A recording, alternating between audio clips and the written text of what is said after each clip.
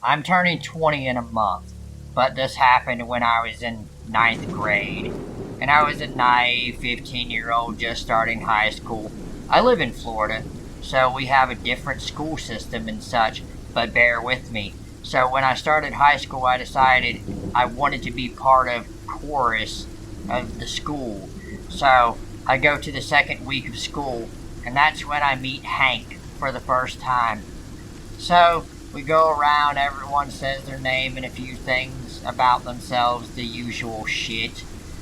I didn't even notice him first because he was sitting at the back and he was very quiet the whole time. During my first 3 weeks, I decided to take part of a school program that focuses on students with good grades and an interest in nature and the subjects. I joined because I was obsessed with chemistry and biology at the time, and I wanted to do as much as possible. Then, after a few weeks, the teachers decide that they want us to mingle and don't just group up with our classmates, so they pick our partners. I got partnered with a few 10th graders, and one of them was Hank. I recognized him but assumed from the school. Usually, I'm a friendly and chatty person, so I become best friends with everyone.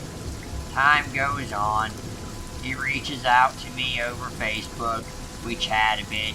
He was shy, but friendly, and I was being friendly back because I didn't want to come off as rude.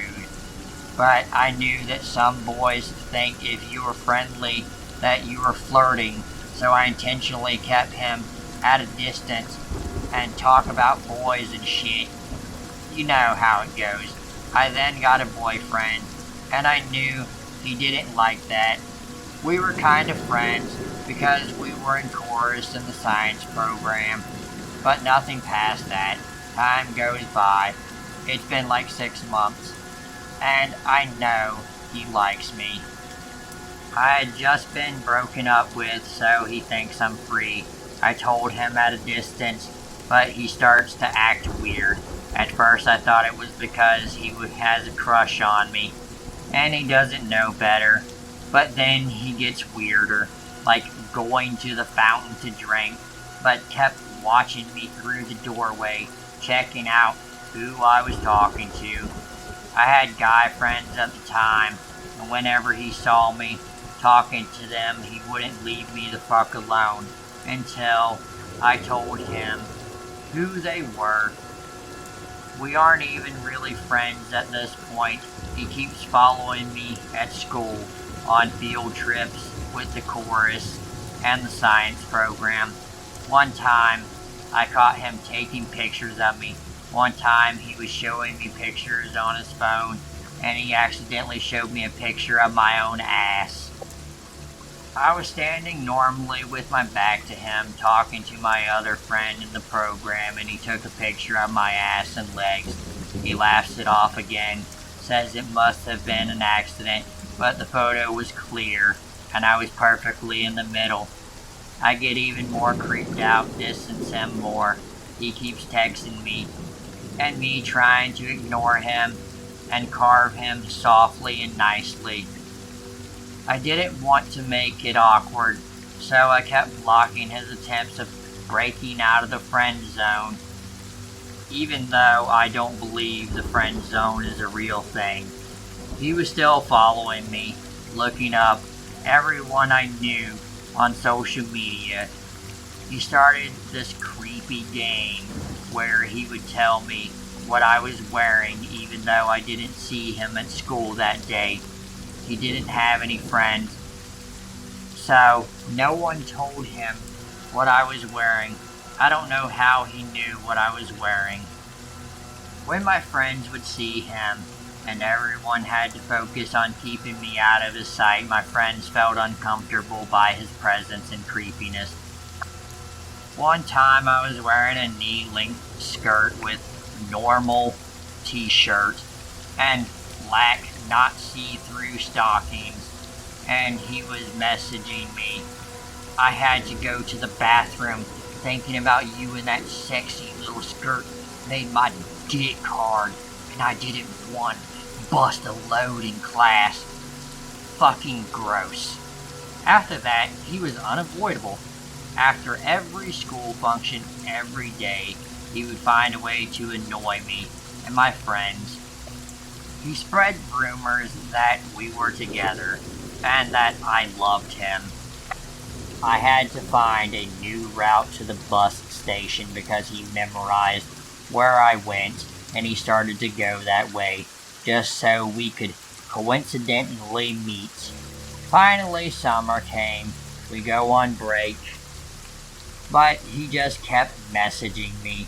The usual creepiness, sexual shit, stupid anime pictures when I posted after months that I went on a motorbike ride with my brother. He downloaded the pic and sent it back with the caption, "I want to have a motorbike so I can visit you every day." He kept hinting at the place I lived. At this point, he was messaging me multiple times a day, and he wouldn't leave me alone.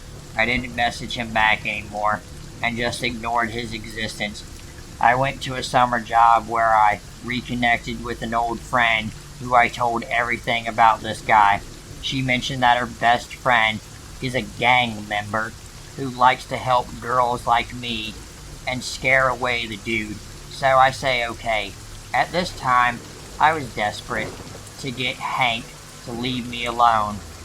I was even thinking of asking a guy friend of mine to pretend to be my boyfriend. Well, I met her best friend, and soon after meeting him, we started dating. I told him about Hank, showed him evidence, and he was absolutely disgusted by him. Summer comes to an end. We go back to school. The chorus goes on a trip, and we go to the school's lake house. He is there, of course. And luckily, my friends, who are very upfront and very confident, I try my best to ignore him and pretend he doesn't exist. My friends separate us the best they can. One day after chorus, he waits for the opportunity when my friends go to the bathroom and I'm alone. So he corners me between him and the wall, and he pulls out a ring. "I bought this ring for you. You are my girlfriend, and I want to have sex with you." Hank says to me, "Oh my God, you disgusting fucking pig. Back the fuck off," I shouted. I get more and more anxious that he won't let me leave. I wait until he moves a little, and I slip past him and bolt upstairs. I tell my friends what happened, and after that, we avoid him even more. After we got home from the trip, I tell everything to my boyfriend. He tells me that he will talk to him before our next trip to Japan. My boyfriend pulls a gun on him and threatens to kill him if he doesn't leave me alone, and Hank says he will back off, says he's sorry, etc. Well, he just continues the shit. He glues himself to my group of friends and wouldn't leave us alone. He was lurking around waiting for me to be alone so he could ask about my boyfriend and why am I letting him dictate our relationship. Luckily, my friend positions between us at all times, and I am extremely grateful for that. After we get home, I tell my boyfriend everything, and he beats him up. But Hank keeps up his shit, so I tell him to leave me alone or my boyfriend is going to kill him. At first, Hank escapes through the side door of the school and tells me that my boyfriend didn't show up to the talk. I laugh at him because my boyfriend is next to me and reading his message. He was waiting for over an hour, and my boyfriend then pistol whacks Hank. After an excruciating half hour, we go home to my boyfriend's house. I go home. At night, Hank messages me, tells me that he wants me to tell him to leave me alone and doesn't want my boyfriend to manipulate me to hate him. I get so mad and rant to him and chew him out for his bullshit for the past year or so. I block him after, and everything is fine. Do you think this is the end? No, of course not. After 3 months, Hank messages me again, tells me he's sorry, admits he was wrong, and he would like a second chance. Well, he did change, because he made up an imaginary girlfriend to make me think he didn't like me anymore. But he kept trying to coax me into going to play pool. I deny him. He gets mad. I chew him out again. I tell him to leave me alone.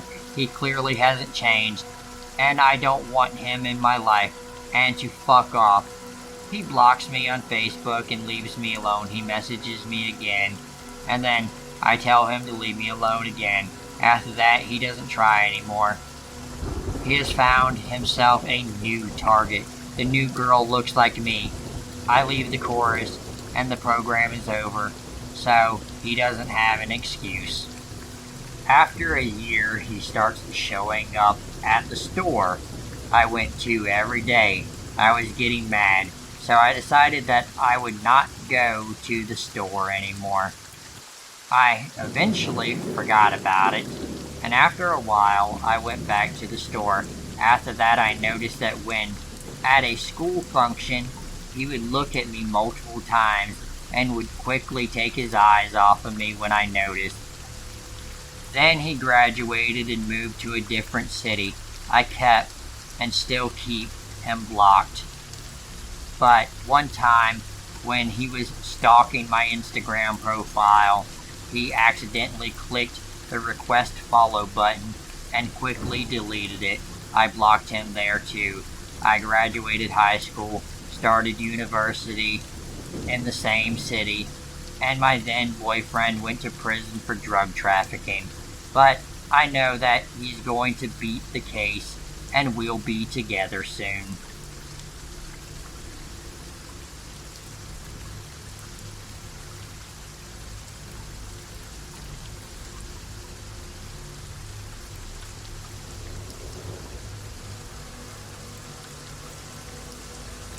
In August of last year, Alex moved into the house I live in. I had bad vibes early on, but decided I was paranoid. This guy was new and probably felt awkward and lonely, especially with COVID going on. Sometime later, Alex wanted to have drinks in his room. I figured I should be able to feel safe in my own house, and that if anything were to happen, that would be on him, not me, because I don't believe in victim blaming. Things were fine at first, but as he got drunker, Alex started leaning over on me, sitting uncomfortably close, putting me on camera while he video called his friend, and repeatedly calling me a hot piece of pussy. I rejected him touching me, but he didn't take the hint and went as far as pulling me up by my wrists to dance with him. After that, I left while Alex was in the bathroom. I told my housemate Vicky downstairs what had happened. She responded by telling me to go to my room and let her know if Alex tried to force entry. She also said that it was my fault for going in there. Alex found me downstairs and demanded me to come back. He asked what I wanted, and I said I needed him to back off. Somehow Alex left the conversation still assuming I was going back to his room, and when I didn't, he banged on my door and phoned me 10 times. After this, I felt awkward around Alex and generally avoided him until he confronted me in the kitchen saying that it wasn't nice to report him to our landlord. The report turned out to be from Vicky about an unrelated incident. I was honest with Alex about the reason for my discomfort, but explained that I didn't report him. Instead of being apologetic, Alex went on to say how many girls he had in his life, what a great person he was, and how me saying I felt uncomfortable was fucking stupid, and I was just a sheltered, stuck-up little bitch. After repeated occasions where he forcibly hugged me after being told not to, I made it clear that we were not friends. A few months later, Stephanie moved into the house. Like me, she was friendly to Alex until his behavior became a problem. There were multiple complaints from various housemates over the course of a few months due to Alex being noisy at all hours of the night, smoking weed and crack in the house and being harassing and threatening. Alex assumed it was me reporting him because of our issues. One day he came up to me while I was making dinner and said, "If you report me to the landlord again, I will fucking smash your goddamn face through the wall, you nasty ass fucking bitch." And he developed the habit of standing outside my door talking to Sophie about me, calling me a cunt, a whore, ugly, to name a few. One day, Stephanie sent me an audio recording where Alex shouted, "Anyone who reports me will get fucking killed. I don't give a fuck." Me and Stephanie generally started to feel under threat after this and shared our concerns with the landlord, who then told the police, who said they could not do anything at this point. Our landlady served an eviction notice due to unpaid rent and antisocial behavior, but due to COVID, he was given 6 months to leave. He has been given a shorter notice recently due to his behavior escalating. Alex accuses Stephanie of banging on his wall and then spends hours shouting in his room or the hallway saying that she is a whore and that he'll rape all of us. He does not listen when any of us try to reason with him. The police arrested Alex recently on charges of stalking and harassment with a woman outside the house, but he was released on bail that evening and is still out on bail. The police have been contacted and called out multiple times by us due to threatening and antisocial behavior, and Alex has called the police just to waste their time, then just ranted to them. There doesn't seem to have been any consequence for this, and they quickly leave on most occasions. There have been many more incidences with Alex, including attempting to get a job at my workplace. It is clear to all of us involved that Alex is sick in the head. It also seems likely that he is an alcoholic because he is drunk regularly, smells of alcohol, goes out almost daily to buy drinks. The police don't appear to take the situation very seriously. Alex is due to be evicted next week, but I know that he won't go willingly. I am also due to move out soon. I have had to deal with this piece of shit for almost a year. And while I believe most of his threats and behavior to be childish, I also worry how far he will go to protect his delusions.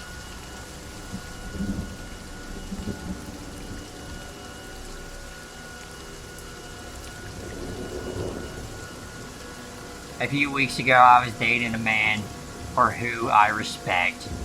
He's a good person. He's kind of the perfect man.